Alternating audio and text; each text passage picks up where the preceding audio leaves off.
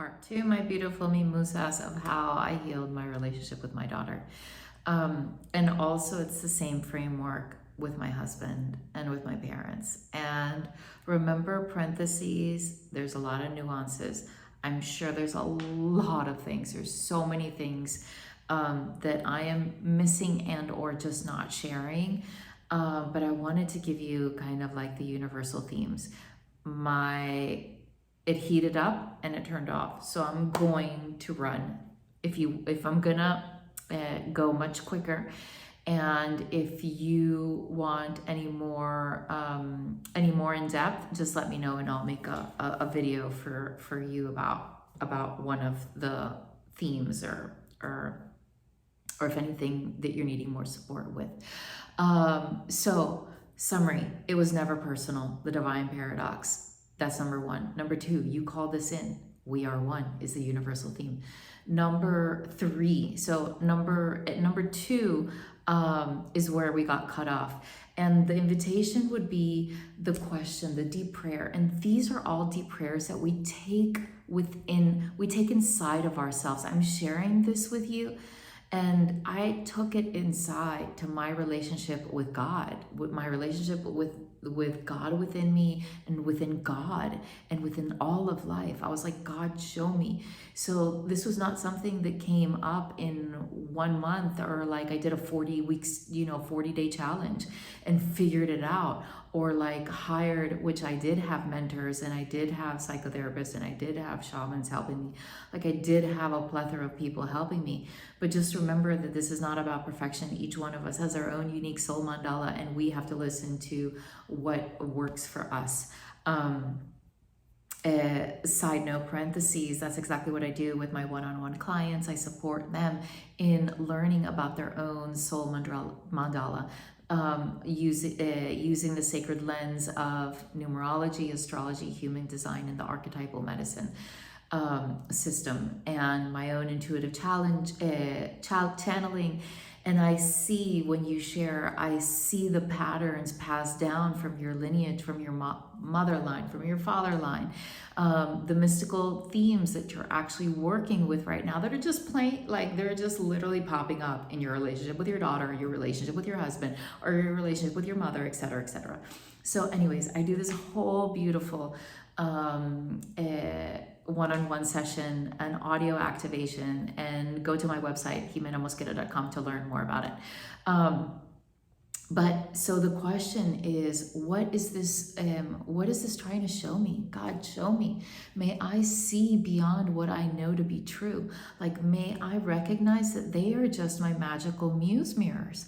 Like mirror gaze, like see them through their soul and ask them what it is that the other, that I other in them, is trying to teach me through the portal of divination. Because when we use others as magical mirrors, that's what it's for. We're literally being diviners. We're literally looking through the higher lens of our third eye, of our mystical knowing, and seeing the unseen realms that are here for us to see and to participate in. And then we get to play in this realm in a new way. Like, wouldn't that be fun? And not being hooked into these stories that are just like ping pong, blame, back and forth, guilt, shame. Come on now. Come on now. I met this beautiful mimosa yesterday for the first time, and I told her, yes, you guys, it's time for you to put on those big girl britches. Like, you called this forth. You called this forth. I loved it, because I say that to myself too. And she's older than I am, and she's going through her own rites of passage. But sometimes that's my rising in Sag and tropical, where it's like, sometimes I just say it like, no bullshit. Like, it's time to get your big girl britches. Like, it's not somebody else's britches you gotta put on. You gotta put them on. And it can be your sexy, I don't care, your sexy thongs. Put on what you got, what you want to get on or off. So number three, the alchemical acceptance de amor. What the fuck does that mean? It means radical. In today's modern language, it's radical acceptance, which I love. I don't really use so much that term, But from the mystical lens, acceptance is being fully present in the moment with what is present, like the present that is being gifted to you for you to unfold the magical mirror, what I just talked about. And it's the radical acceptance of this is as it is, not as I want it to be in the future or what I would have wanted to be in the past, but the real radical acceptance of what is. And when we can, de amor, when we can infuse it in love, that it is sacred, all of it is sacred, all of life is sacred, you know, the shitty and the not so shitty, or the beauty, whatever we want to call it, the shitty and the beautiful stems, the flower stems. When we can allow the alchemical process to happen, because in this number 3, that's actually what's happening. You know, it's not personal. Yes, divine paradox, light and dark, you know, I call this in, we are one. That person is being the magical mirror. And I have to, number 3, accept. I have to accept this card, this deck, this story that is mine. I accept you. I accept us. And I actually am going to be the hero of my own heralding hymns. That's what I called our soul songs. When I say that us muses, mystics, are sharing our soul songs with the masses, it doesn't mean you have to be a singer on YouTube or, you know, globally, which you can. You can write, you know, you can speak, you can share with your children and still literally share your soul songs, because you're creating a new legacy of love in your lineage. That is a soul song. So that's why I use, when I talk about being the alchemical artist, activist, de amor in your life, that's what I mean. Like, there's this process of like, you surrender, God, I can no longer do it, show me the way. And then this alchemical process, this what I call metamorphosis, starts to happen. It does, I promise you. But yes, we've all heard it, but it is true. We must go within. We must go within ourselves, and we will find the way. Number 4, your mama karma. Your mama karma. So in this lifetime, we are here to remember that we are the spark of divinity in this divine human being of a body, and so is and was our child.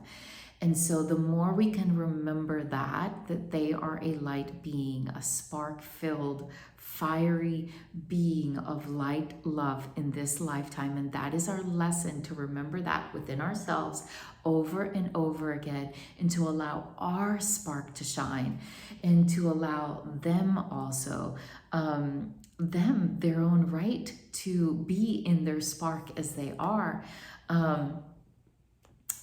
Summary of my whole relationship with my daughter was, I was dimming her light. I kept pushing her away. I kept controlling her. Oh my gosh, so many things. And her light started dimming. And fast forward to 18 years, her light is so bright right now. She is so deeply connected with her body. She moves, and you can see that she is in her body, shining as she should be. And that is the greatest gift, that I know that it was all as it needed to be, rather than shaming myself as a mother and as a human for all of the mistakes that I made. You can hear, like I said in part number 1, you can hear on my podcast some very personal shares of my relationship with my daughter. We've all said and done things that are hurtful to our children and to our partners.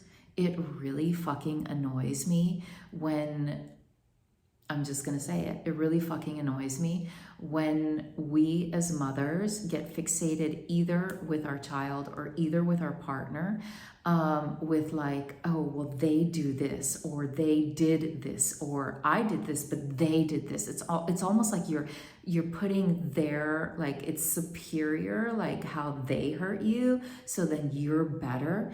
And we need to get off that spiritual high horse. Like, I remember when I fucking needed to get down from my high horse.